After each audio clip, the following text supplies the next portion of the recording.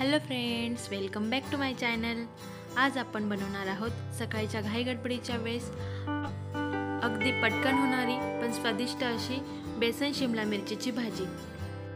खरं तर टिफिनसाठी सर्वांना स्पेशल हवा असतं, तरी ही शिमला मिरचीची भाजी तुम्ही नक्की ट्राय करा, तुमच्या ऑफिस फ्रेंडला नक्की आवडेल। चला तर मग सुरुवात करूया। मी इथे 2 शिमला मिरची घेतली आहे, ती स्वच्छ धुवून आणि आता कापून घेऊयात।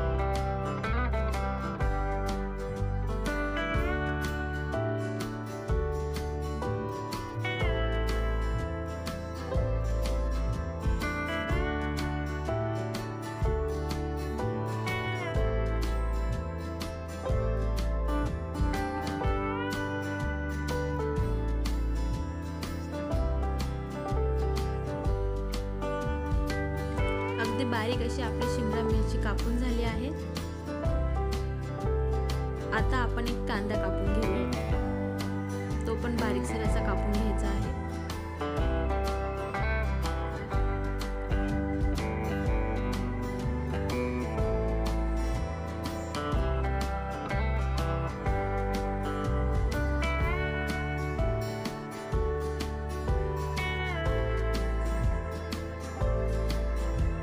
आपला कापून झाला आहे। आता आपण भाजी करायला घेऊया। मी इथे पॅन घेतला आहे, त्यात तेल टाकते।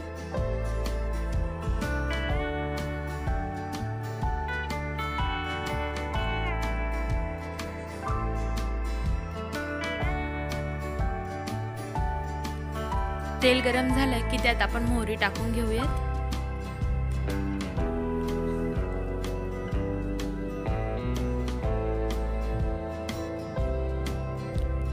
मोहरी तडतडली की आता जिरे टाकून घेऊ।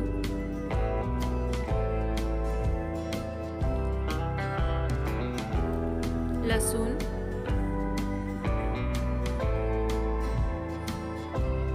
आणि कढीपत्ता टाकून घेऊयात। आता कांदा टाकून लालसर होईपर्यंत कांदा परतून घेऊयात।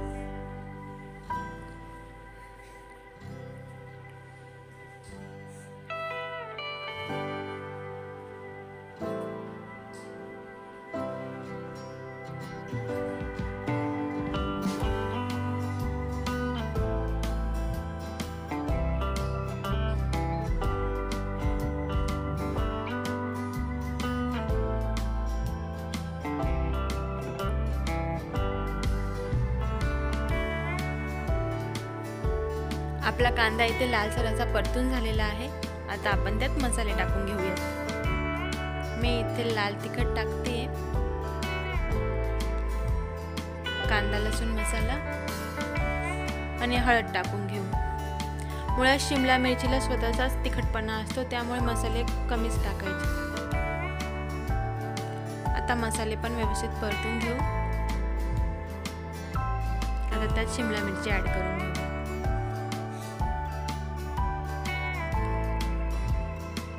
शिमला मिरची पण व्यवस्थित परतून घ्यायची आहे।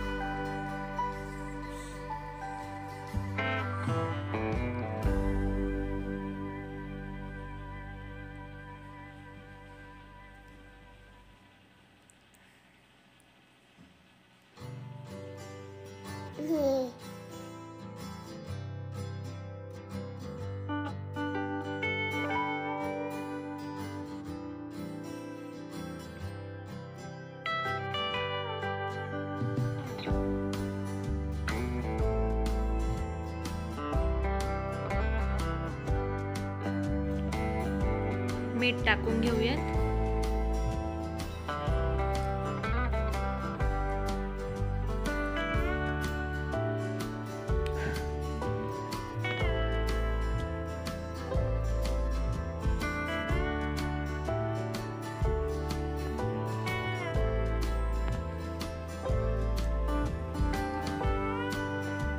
मीठ टाकून परत व्यवस्थित परतवून घ्यायचं आहे।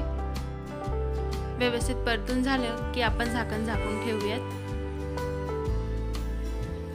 5 मिनिटं झाकून ठेवायचं आहे, म्हणजे आपली शिमला मिरचीचा कच्चापणा निघून जाईल। आता 5 मिनिटांनंतर झाकण काढून परत एकदा चाळून घ्यायचं आहे। त्यात आपण बेसन पीठ आता ऍड करून घेऊया। बेसन पीठ टाकून झाल्यानंतर चाळायचं नाही, बेसन पीठ फक्त वरूनच टाकायचं। शक्यतो या भाजीसाठी नॉनस्टिकच पॅन यूज करायचा, जेणेकरून आपली भाजी खाली लागणार नाही। बेसन पीठ व्यवस्थित टाकून झालं की त्यात आपण पाणी शिंपडून घेऊ, म्हणजे पीठ आपलं व्यवस्थित शिजेल।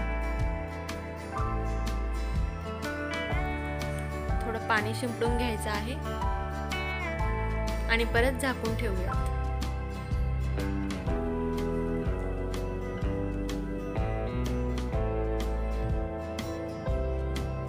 5 मिनिटं झाकून ठेवूयात। आता 5 मिनिटांनी तुम्ही बघू शकतात आपलं बेसन पीठ व्यवस्थित शिजलेलं आहे। त्याला आपण आता व्यवस्थित भाजी चाळून घेऊ। जोपर्यंत पीठ शिजत नाही तोपर्यंत भाजी चाळायची नाही, नाहीतर मग बेसन पीठ कसं खाली लागू शकतं। आता व्यवस्थित भाजी चाळून घेऊ आणि परत 2-3 मिनिटं झाकून ठेवू।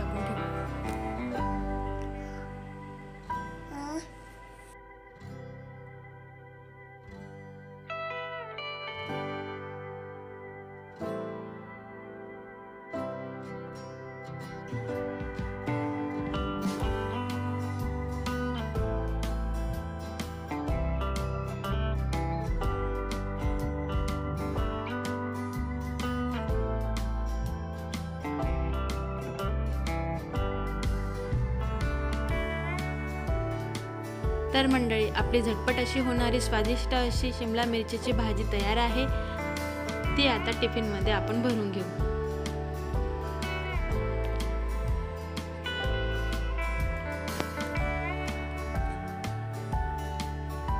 जर तुम्हाला अशाच नवनवीन टिफिनसाठी रेसिपी जाणून घ्यायच्या असतील तर मला कमेंट करून नक्की सांगा।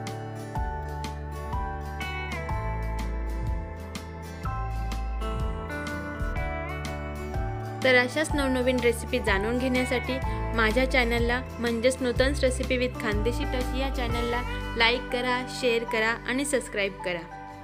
आणि हो, जर तुम्हाला व्हिडिओ आवडला असेल तर लाईक करायला विसरू नका। चला तर मग भेटूया एका नवीन रेसिपीसोबत। तोपर्यंत बाय।